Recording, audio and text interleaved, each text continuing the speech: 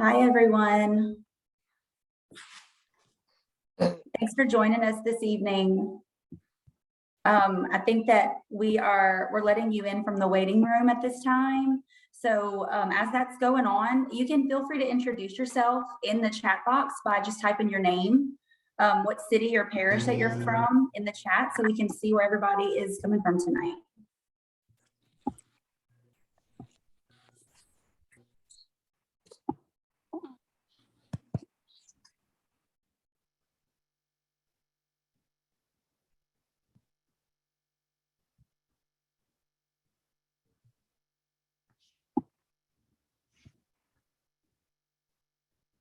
Awesome. To Karen from New Orleans.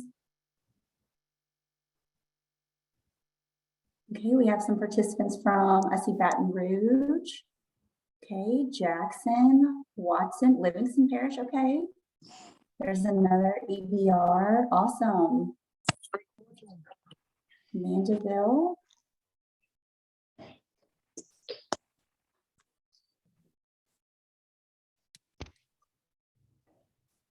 Okay, we got Kelsey from Youngsville, another Mandeville.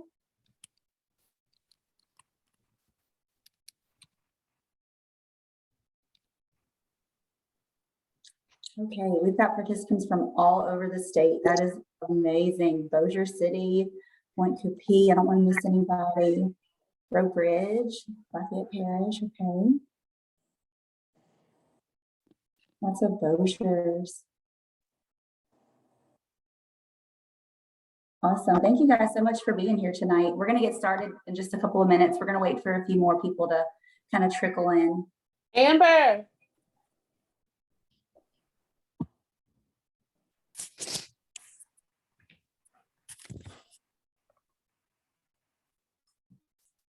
Okay, let's see. Hammond. Hi, Tammy. EBR. Hello, Benita. Thank you for joining us tonight. Rustin. For those of you that are just coming in, if you want to drop your name, what city or what parish you're from in the chat so we can just see all the places that are represented tonight. EBR. EBR coming out strong this evening. Awesome. Glad to see y'all tonight.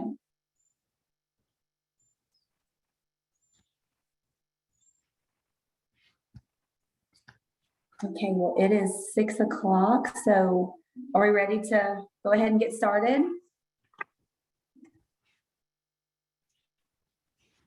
Okay, well, I'm going to go ahead and introduce myself. My name is Melissa, and I am from Marksville, Louisiana, which is a small town in Avoyles Parish. I'm going to be moderating tonight's session.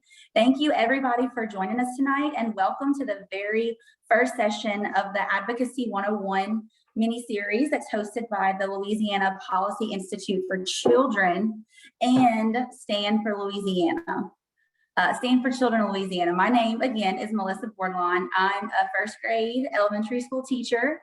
I'm also a K through second grade literacy leader, and I'm a STAND lead fellow. We're so excited to have everybody here tonight. And this is the first of 2 sessions that we are hosting to cover the basics of advocacy during the legislative session. Make sure that you stay on until the end of tonight's webinar, when we're going to announce the winner of that $100 gift card through a raffle. So make sure you hang on for that. But before we get started, I just want to share a little bit about the work that these 2 host organizations do in the state of Louisiana. The Louisiana Policy Institute for Children is a nonpartisan nonprofit organization that's an independent source of data, research, and information for policymakers and stakeholders on issues related to early care and education for young children from birth to age 4 in the state of Louisiana. And Stand for Children organizes and advocates for strong education policies that best serve students, elect education champions who are committed to making decisions that are in the best interest of our students, and also hold public officials accountable for ensuring that those policies are put into effect properly.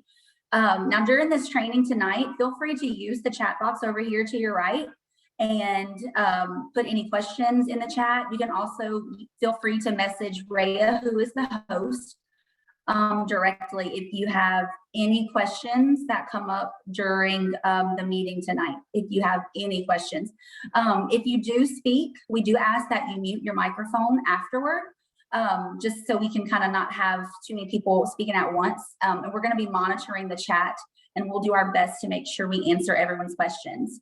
While we have everything that we want to cover tonight, we definitely encourage you to ask any questions that you might have to make this training your own. We are here tonight to help you and answer your questions about things that you might have been curious about.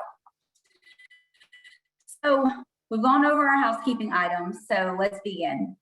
I want to start with a personal story about learning to be an advocate. For these past few months, I've participated in Stand for Children Louisiana's LEAD Fellowship, which has been just phenomenal. And last week we had our cumulative retreat, which was in Baton Rouge, where we spent one of our 3 days at the state capitol, just learning more about the legislative process, meeting with our elected officials and watching that process play out.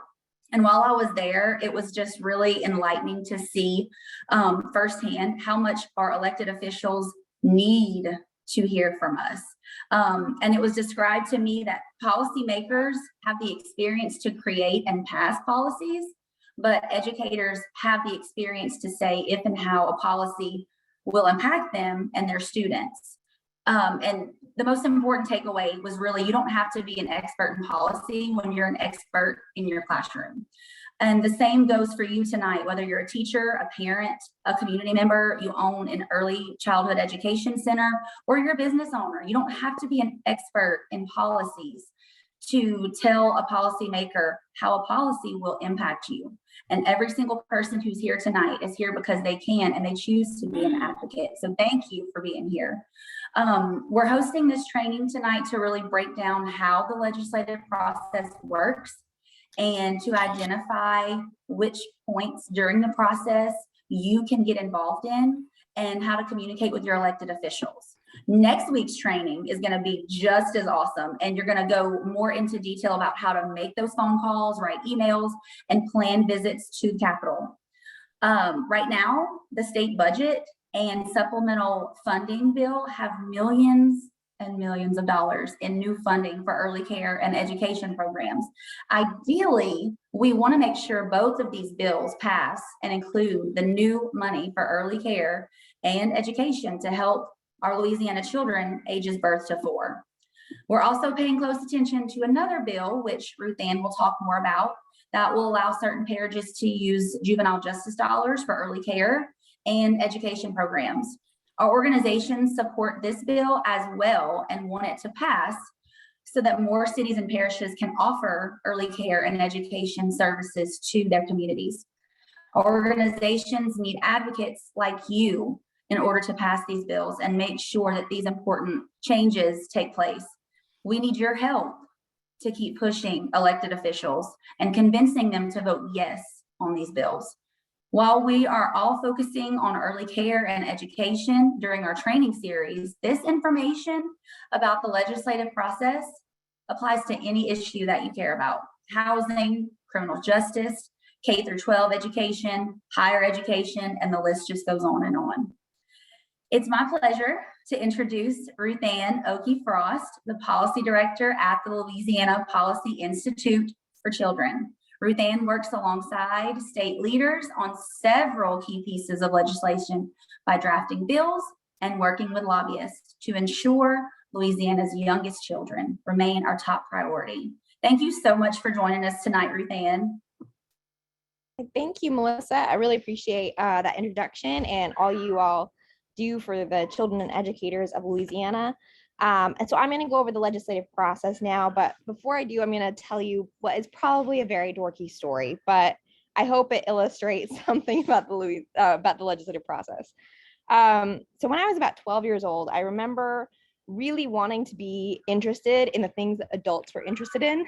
And my dad was watching football, and I'd never really paid attention to it or understood it, but I wanted to do something that adults did, and adults watched football. So I asked him to explain football to me so I could watch it too. And he was like, oh, okay. So, each team has 4 tries, but really just 3 tries, because on the 4th try, you're going to want to kick the ball to preserve your field position.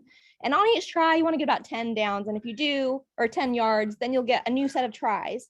And if you're on the defense, you can tackle people and put your arms around them. But if you're on the offense, you don't want to put your arms around them. That's against the rules. But also, if you're on the defense, don't put your arms around somebody who's trying to catch the ball. That's also against the rules.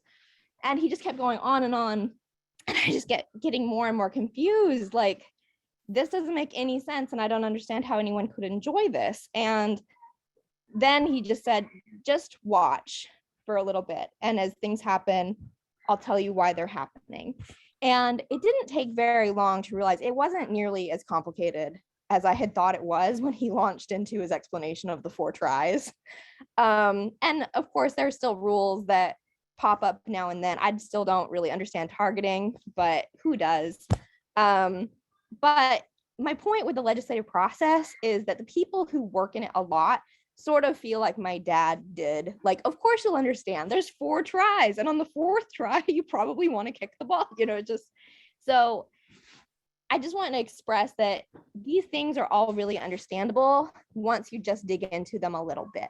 So if any of you have any questions about anything I'm saying, like, please feel free to put it in the chat box. If any of this is confusing, I totally understand, but I just really want you to feel confident that as you begin to engage in this process, all of it just starts to make more sense, just like it started to make more sense once I actually just started watching. So let's just dive in. And while I do this, I'm going to be sharing my screen and ask you to look things up on your computer or your phone, if you don't mind. So you can sort of see some of the resources that are available to you. So I'm going to make sure I'm sharing the right screen. Can you all see the legislative website here? Mm-hmm. Great. So this is the Louisiana legislative website. It's legis.la.gov. And this gives you a lot of details. If you wanted to watch the House floor, they're debating right now, you could click this little TV and watch what they're doing and listen to their debate. But right now, we're going to go find out who your legislators are. So we're just going to go over here to the left. Who are my legislators?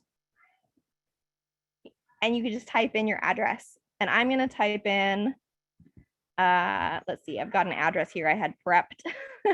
900 North 3rd Street in Baton Rouge. Okay.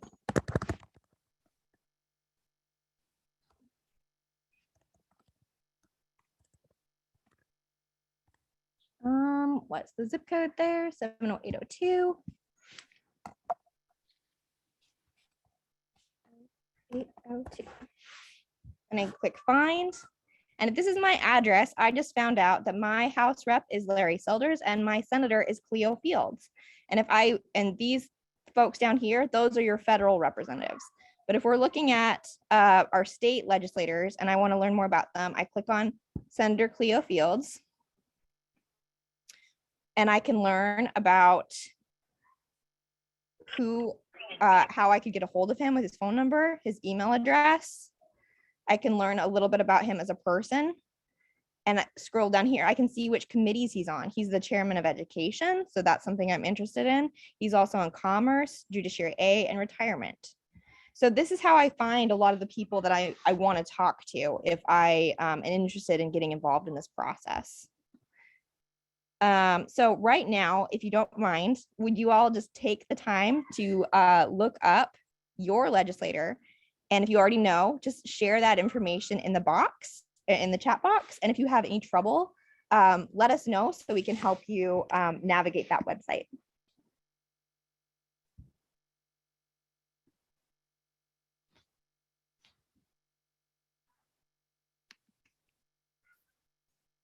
The website again? Oh, it is legis, legis.la.gov.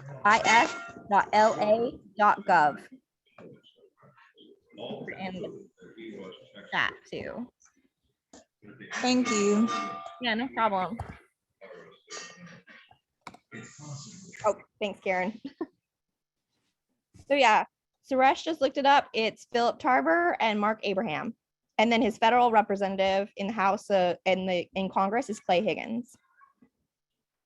Joanna Rutel knows that she's represented by Representative Lacombe.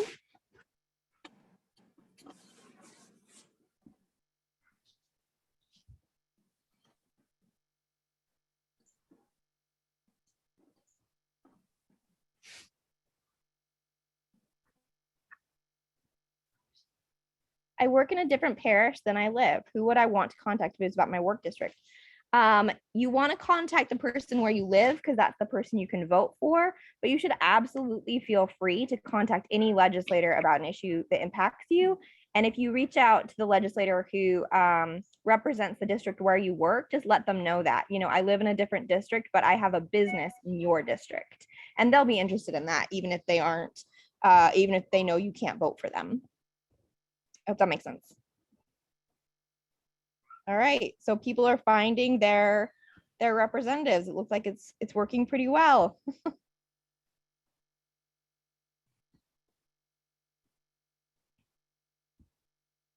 Okay, so I don't want to, fantastic. All right, if anybody has any problems with that website, please just put it in the chat so we can get that sorted out for you. But so now that you know who your legislators are, let's talk about the legislative session itself. What is legislative session? It's the time that the legislature comes together and when new laws are being passed in the state of Louisiana. So the current 2022 session started about 6 weeks ago on March 14th, and it will end on June 6, 2022. Louisiana has regular sessions during even-numbered years, which we're in one now, and then fiscal sessions during odd-numbered years. The important thing to remember is that they work pretty much the same, but fiscal sessions are shorter and they involved tax issues. So just that's the primary difference. It's like that targeting call. It doesn't, you don't have to know about it every time, but it helps. Before anything can be passed as a law, it first starts out as a bill, which is a proposal for a law. So let's walk you through how a bill becomes a law. Let's look at a bill specifically, HB 460. And I don't know, I can share my screen again, or I don't know if we have a slide on that one. So I'll just share my screen. Okay, this is how you look up a particular bill. So you're on that website again, you just go to Bills 2022 regular session. You click on that and then you can look it up by number, or if you know the author, so you all looked up your legislators, if you want to know what bills they've been working on, you could do it by their name. You could also look at committees. So if you were interested in what the education committee is doing, you can look it up that way, but we're going to look it up by instrument because we know the number. So it's House Bill. The graduation invitation is to her. So HB 460 by Representative Ken Brass. And we can look at where it has been through the whole process. If we want to read the exact text, we go over and hover over text. Now this is one of those little details that seems really confusing, but I promise is not that confusing. Re-engrossed, engrossed, original. All you need to know is top, click the one on the top. That's the most recent one. So this means re-engrossed means they've put all the amendments that were put on to it through the process. So with HB 460, that is a bill that's authored by Representative Ken Brass. So his name will be at the top and his co-sponsor is Senator Price. They're from Ascension Parish, and this is brought to them by Ascension Parish because it's something that they are interested in. This bill would allow local governments to invest more in juvenile justice prevention efforts, including increased access to early care and education, investment in early care and education, programming and infrastructure, and programs that help parents understand different things, including adverse childhood experiences and other related services and supports. And the goal with this is to help children not enter the juvenile justice system in the future. So right now, certain parishes are allowed to raise money for juvenile justice, and they want to be able to expand the uses of that money. So Ken Brass wrote this bill in response to the needs of his particular community. And both state senators and representatives can write bills, and constituents like all of you can influence those bills. Sorry, I think I left my screen share up too long because Rhea has this great slide to share with you all. So once a bill is written, it needs to be filed. And so since Ken Brass is a state representative on the House side, HB 460 will be filed in the House. And then bills authored by senators are filed in the Senate. So their number will be SB something. And this is HB, so House Bill 460. Okay, sorry, I've lost my place a little bit. So it gets filed in the House or in the Senate. And so here's just a question. How many bills do you think have been filed so far in this legislative session? And if you could just like feel free to put your guesses into the chat.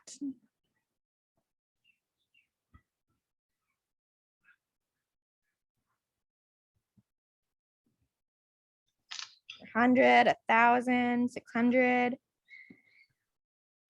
Okay, the answer is there's a little over 1,200 bills that have been filed this session, which is an awful lot, but that's kind of how that goes. So we're going back to that overview of how these bills become a law. Yes, thank you. So after a bill is filed, then it was assigned to a particular committee in either the House or the Senate. So House Bill 460 was assigned to House Criminal Justice. The House and the Senate have multiple committees, and each one has a focus area like education or transportation or healthcare. These committees have bipartisan representation, and some have more members than others. Remember when we looked at your legislator and you could see which committees they were on, you can see like what your legislators are interested in and have been assigned to do. So then 460 was assigned to criminal justice. So as I mentioned earlier, there are several bills that need to be reviewed during the legislative session. And so those committee hearings are scheduled throughout the session. And so if you go back, I don't want to keep flipping back to the website, but if you go back to that website, it'll show you every committee hearing that is scheduled for that day. And then if you click on view more meetings, it'll show you all the ones for the rest of the week. So when the bill is on a committee agenda, the members of that committee will take testimony or comments from the public. So with House Bill 460, we knew in advance when it was going to be discussed in committee. So we were able to prepare comments to support that. We were able to tell other people who are interested in that bill to come to the Capitol, and they fill out a comment card so they can speak to the bill and express their support for it. Or if you can't go to the Capitol, you can email the members of the committee in advance and ask their support for the bill. So after hearing all that public comment, then the committee members cast their votes, and if the bill receives a majority vote, or what frequently happens is the chairman will ask without objection, and then if nobody objects, then they don't have to go through a roll call vote. They can just move it through unanimously. But as long as they have a majority vote, it goes to the full House or Senate floor, depending on where it is in the process. And if it doesn't receive enough votes in committee, or if it's tabled or deferred, it doesn't move on. So the committees are really where a lot of the process happens, because the people who are assigned a particular committee, they're interested in that topic. They tend to learn a little bit more about it, and they really try to vet bills at the committee level. So for 460, it met on March 7th. That committee met on March 17th, and it voted to move the bill forward. So now the entire chamber will debate the bill and propose more amendments if that's relevant, and then they'll vote. And if the bill gets a majority vote in the chamber, it will pass, and then it'll move on to the second chamber, and the process will restart. So with 460, the full House voted on Monday, April 4th, and they added an amendment, and then the bill passed. So now the bill is in possession of the Senate. So the bill is then assigned to a committee again, because now we want the other chamber to have their committee process review this bill. So it's kind of the same thing. Once the bill is on an agenda, you can get involved with public comment, and they'll vote on the bill, and then it can only move forward at same rules apply if it can get out of that committee with a majority vote. So HB 460 is in the possession of the Senate. It's been assigned to Senate Committee on Judiciary B, but it has not been scheduled for its committee hearing yet. So we're just sort of waiting to see what happens to it. Then once it gets a majority vote in a committee, it passes and once again moves to the full chamber. And just like before, the bill will be debated by the full Senate and amendments may be proposed. And when the full chamber takes a vote, it needs a majority to pass. And then if the bill doesn't receive a majority vote, it doesn't move forward. So once the bill has passed in the same version, both the House and the Senate. Then it goes to the Senate or to the governor, and the governor will either sign it or let it just go into effect without signature, or veto it. And a veto is a power that governors have to reject a law. And if the governor does reject a law, then it can go back to the legislature. And if the legislature chooses to have a veto override session, they can override the governor's veto with a 2/3, so an extra majority in both chambers. So we are going to, so we have the whole process there. I'm gonna share my screen again so you can see how you can watch that in terms of the website. So I hope this is helpful. So all of these things show where the bill was. It was pre-filed on March 3rd. It was scheduled, it had its committee hearing here on March 17th. It was scheduled for its floor debate. Then it got moved a little bit because they were going to make some more changes. So these things you have to keep an eye on, because sometimes legislators want to make more changes. So right here it was scheduled for floor debate, and then it was moved, and then it was moved along. But then on April 4th, right here, I don't know if you can see this or not, sorry. You can see how many people voted for it. So 77 yays, 17 nays. So now it's been received by the Senate and it's been assigned to its committee, and we're just waiting for an update to see when that committee has put that bill on a committee agenda. So I just want to reiterate that within this process, there are so many opportunities where a bill can be stopped or amended or transformed because lawmakers can make changes to that bill. The original author can make a change. Any member of the legislature can make a change. So if you're in the committee, any committee member is able to propose amendment. That's what they're there to do. If you're on that floor, any House member or any senator can propose an amendment. So you have a lot of influence, and people and legislators truly do like to hear from their constituents and hear their constituents' opinions. So this means that all of you have the opportunity to use your voice to tell lawmakers what you think of their bills, whether they're good or bad, whether there's some element that they haven't thought of, and that if they, would address that, it would take a pretty good bill and make it better, or fix a bad bill and make it good.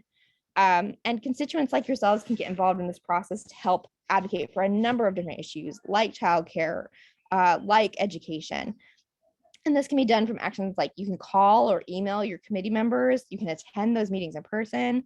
Try to poke around on the website and practice tracking bills and seeing where they are in the process.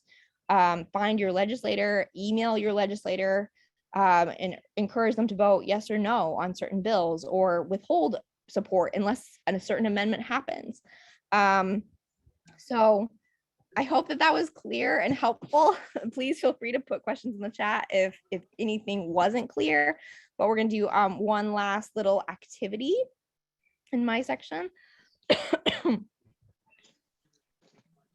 So we heard that there were 1,200 bills filed this year. Last year, there were 950 bills filed, but that doesn't mean all those bills are going to pass. So how many bills of last year's 950 do you think passed and were signed into law? 30, 225, 25, 75, 60. All right, do you want to see the answer? 400, 800, or 80?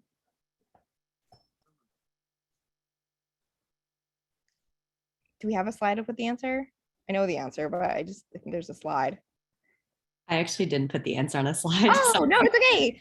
477. So just a little over half. And that's actually fairly common. So there's gonna be a lot of bills filed. That doesn't mean they're all gonna pass. So I know that was a lot of information.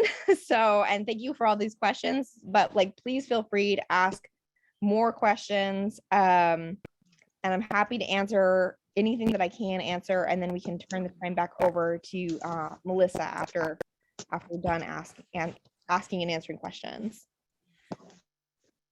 Or if you want to save your questions for the end, that's also fine.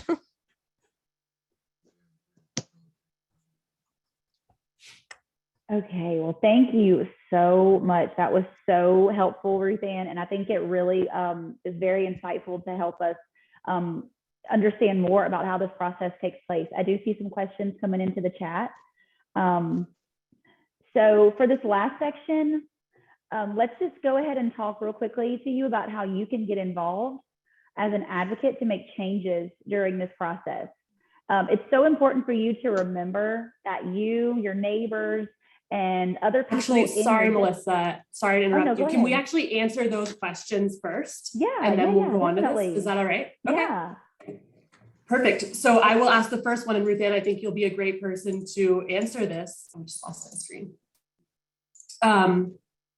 How do you find bills on different subjects? Is there an easy way to find them based on their content? Yes. Not the easiest way, but you can definitely find them by content. So let me share my screen again. So you're back. Well, let's start at the home page, so I don't want to make it tricky. So you're back on the home page. You go over here to bills. You click over onto the session that we're in. And then you can search by bill text. So you can put in education. And you can see every single bill that uses the word education. So obviously there's an awful lot that does that. So you can get used to practicing like using very specific terms like charter school. That's a little bit more specific and still a lot. Okay, that wasn't the best example ever. Let's see. Early parent education. When you put quote marks, it's got to be the exact phrase. Nope, I messed that up too. I really should have had a better thing prepped. Childcare. Here we go. There we go. That's a fewer number. So if you have a more specific search term, you're gonna get a more specific set of results. But even within that, you might get something that, okay, this is a healthcare bill about vaccines. That's not really what I'm looking for. This is about home inspections by fire marshals. That's not really what I'm looking about. So each bill will have a little summary of what the bill is about under that topic. And then if you're like, okay, maybe I'm interested in this one, click on it and just go to the text. Again, click that top link, whatever it is. Original just means that was the bill that was introduced. Engrossed means that there's been amendments. Re-engrossed means there's been more amendments. I know it's like a funny little phrase, but it's just one of those things you get used to. But just click the top one because that's the one that's the most recent. So we read this bill. And so it has that little summary, provides relative to adverse childhood experience and trauma-informed education. Okay, that might be something I'm interested in. And so then you go through, if the language is underlined, that means it's new language. And if it's not, that means this is pre-existing law. So section 437.2, this is a statute that already exists. This legislator wants to change that statute. So they're going to strike out the words they want to be deleted, and they're going to underline the words they want inserted. So we're changing the phrase from trauma-informed education to adverse childhood experience education. So you can sort of read through and decide if this is a bill you're interested in or that you want to support or not. And so that's how you search by search term. The other thing that might be helpful is, we're going back to this, you can do search by bill summary. So that little line, that might help you a little bit. And you can also search by committee. So again, if you know you're really interested in health bills, you can look at the Health and Welfare Committee in the House, that's the H, or scroll down and you can find the same committee in the Senate and you can see what bills they've got. And so then you see all the health and welfare bills that have been assigned to that committee. And, you know, there's again, a lot of them, but that's another way to search for things you might be interested in. If you're interested in seeing what your particular legislator has been up to, you can search by author and just, you know, click on every single one of them is listed here. I hope that is helpful, but again, it can be a little bit cumbersome to, you know, search by term and sort of read through all these bills. So another good resource I would say is if you're interested in a particular area, find an organization like a Stand for Children or Louisiana Policy Institute for Children, or there's a Power Coalition. They follow a lot of bills, or this organization or that organization. And a lot of them during session will have the bills they're interested in on their website. And that'll give you a good place to start in terms of like, oh, I'm interested in that. I'm going to keep an eye on those bills. So I hope that was helpful. That was super helpful. And Ashley asked a great follow-up question. Is there a resource for tracking a bill? So you said you're waiting to see when House Bill 46 is going to committee. So is there a way to receive that notification? Yes, actually. So there's a few different services you can sign up for, but the one I like and is completely free is, let me find an email and I'll put it in the chat so you all can sign up for the emails. Every night, the Senate Secretary and the House Secretary will email out all the committees that just released their agendas. And when you click on those links, you can see the agendas. So you will see all the bills that have just been added, and it's like, oh, it's up now.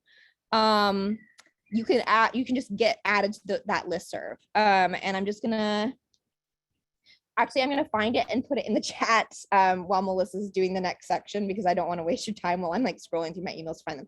But you can sign up for those 2 listservs and they will literally email you every day. Okay, House Judiciary A was just scheduled. Click on it. Okay, these are the bills that are on there. And so you can keep an eye on it that way. Thank you. How do you decide which bills to support? That's a super good question. And Sorry, RuthAnne, can I interrupt again? Yeah. I'm sorry. I want to share one more resource yeah. to track your bills. Again, totally free, and it's called My Legis. And so from the Louisiana's legislative website that we've been on, legis.la.gov, up in the right-hand corner, there's a login button. And so you can make an account with My Legis totally free. And you can add as many bills. Well, there's a limit on the number of bills. I think it's 50. So you can add 50 right here, and anytime you log into My Legis, it'll tell you the number of the bill, the author, and where it is in the process. So House Bill 194 is pending House appropriation. So that's another resource where you can make your own list of bills to track. Oh, thank you. I actually didn't know about that free one, so that really good. We pay for this other one that I just don't know how to explain to how to be useful with. So that's really helpful. I'll do this question. How do you decide which bills to support? That's a really tricky question, to be honest. You have to read through the bill, and sometimes it can be really difficult to like parse out, like, what is this bill really doing? What is this bill really trying to do? And so it's really, I want to sort of follow that process and hear, the legislator, when they present it to committee, they're going to explain, this is why I'm bringing this bill. This is what I intend it to do. And not, stop my video, but I'll keep talking. That may not match what the language actually says, because sometimes legislators think that they're doing something, but the language is actually slightly different. So it's important to be aware of what legislators are saying the bill does. It's important to, utilize different resources, like newspapers usually provide some very helpful, high level, but objective explanations of what bills do. Again, organizations like LPIC or STAND can help you understand certain bills. We send out, if people sign up for our emails, we send out emails saying these are the bills we are supporting and why. And if you don't support that bill because of that reason, that's also a good resource. Be like, oh, I don't like that it does that. Thanks for telling me about it,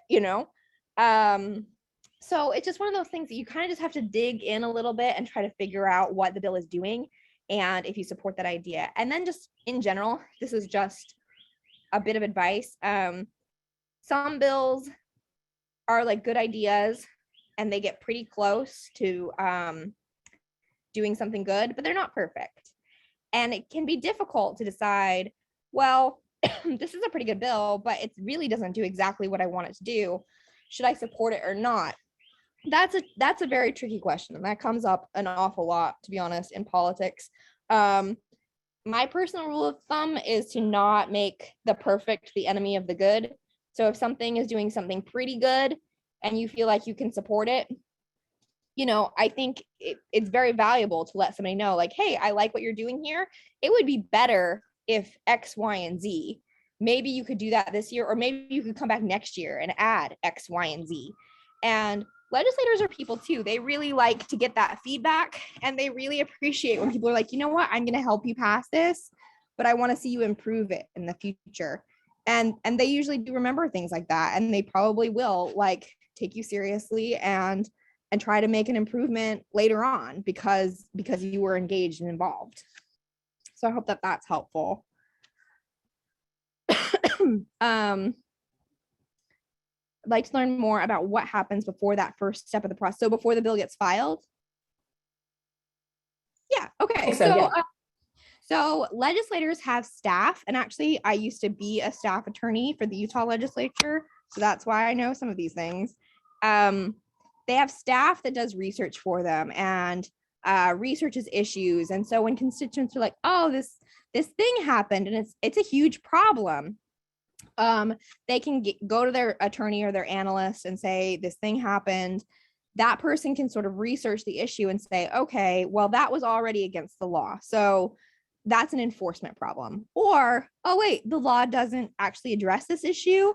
It might be a legal issue that we might need to address. It also might be something that's like administrative. So it's more like, okay, well, the law is kind of silent on that, but doesn't need a law. Maybe we just need to like talk to the agency or the local entity. Maybe the local school board is really the entity that should be taking care of this.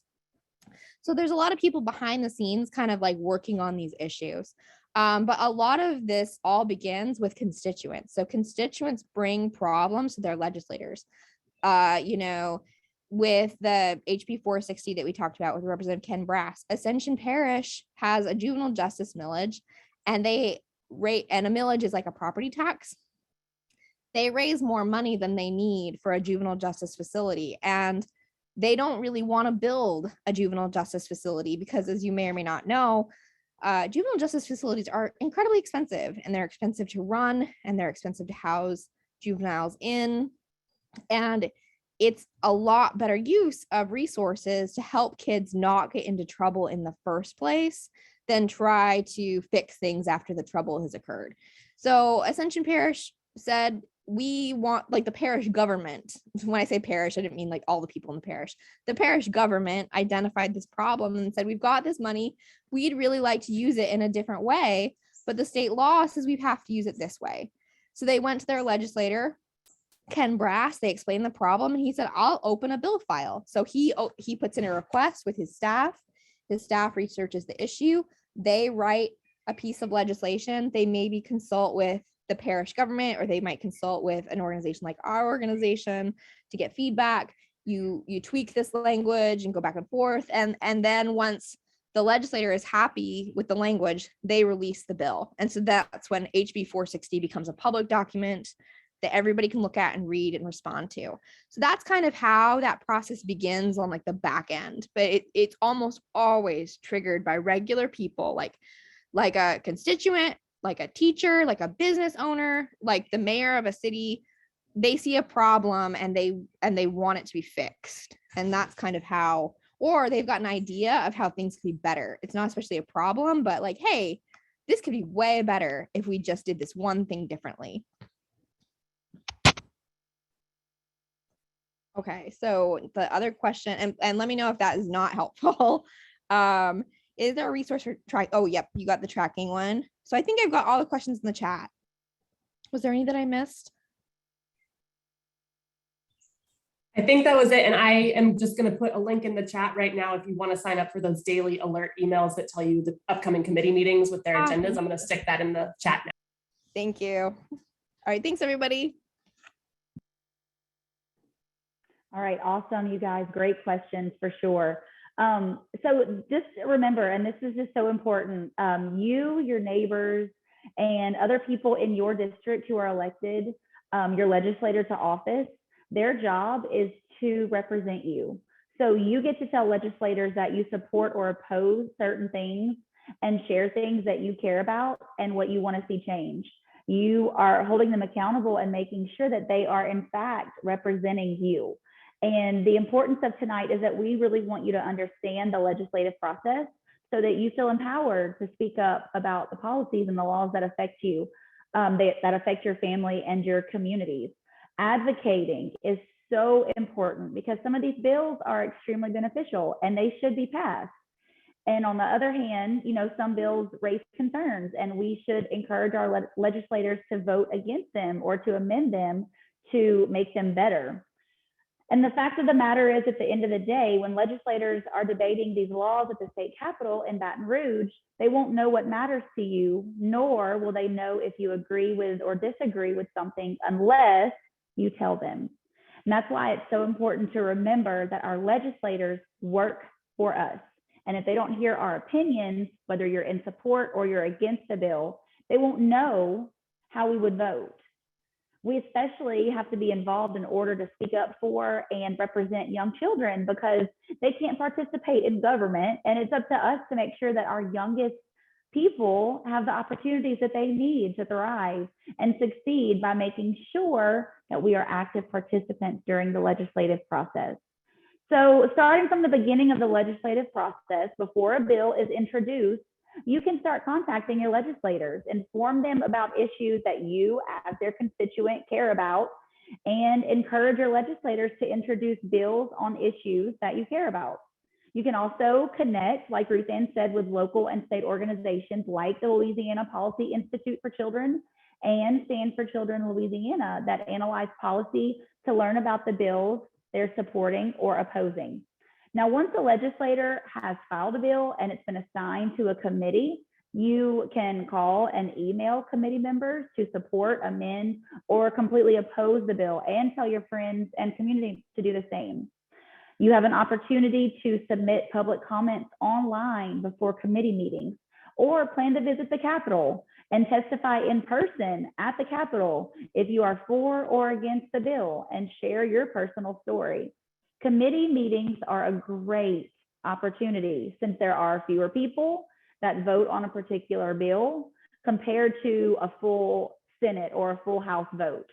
While you cannot personally testify at the Capitol when a bill is on the floor for the full House or the Senate to vote on, you can call and email your legislator ahead of time to vote yes or no.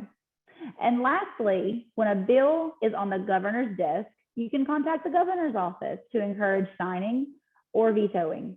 We recognize that this process has a lot of moving parts, and that's why these organizations like the Louisiana Policy Institute for Children, Stand for Children Louisiana, and the Ready Louisiana Coalition have staff like RuthAnne who track these bills during the legislative session. They visit the Capitol and meet with our legislators. Our organizations will send you action alerts for when to email and when to call when something is happening around which bill and which specific legislators you should be contacting, along with suggested talking points and for what to say. Does anybody have any questions? I know we've covered a lot, so feel free to type anything in the chat, anything that you might still be wondering about, feel free. Now is your time.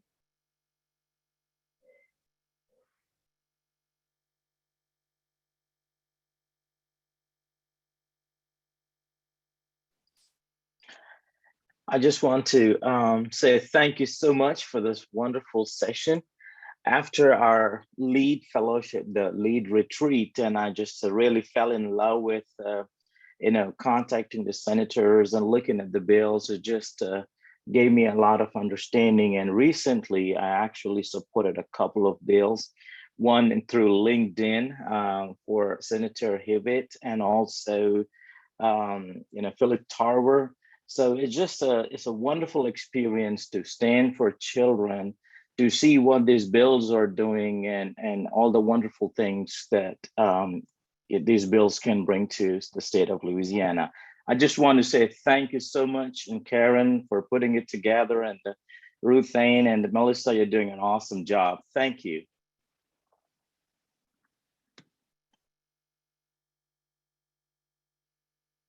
Thank you so much. And feel free to type in the chat. Anyone else, if you have a question, unmute yourself just like he did. He's one of our awesome stand fellows who is just amazing and phenomenal. So if anybody else has anything they want to share or ask, just feel free. This is for you. So I think we have a question. Is it possible to get your contact information? I'm with Louisiana PTA and would like to meet with you all. Sure. Yeah, maybe. So Melissa's one of our STAND fellows. I work with STAND for Children Louisiana. So I might put my contact information in there since Melissa's more of a volunteer. And we will also, yes, RuthAnne's is in there and I'm sure Rhea will put hers in too. So thanks for asking.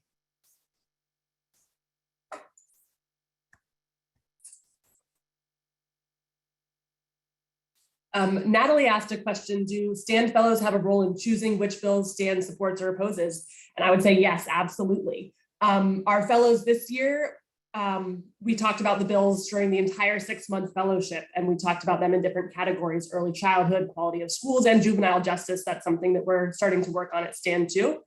Another part of STAND is our parent membership program, and we also regularly ask our parents for their input on the bills. So yes, every position we take has been vetted by our members and our fellows. Absolutely.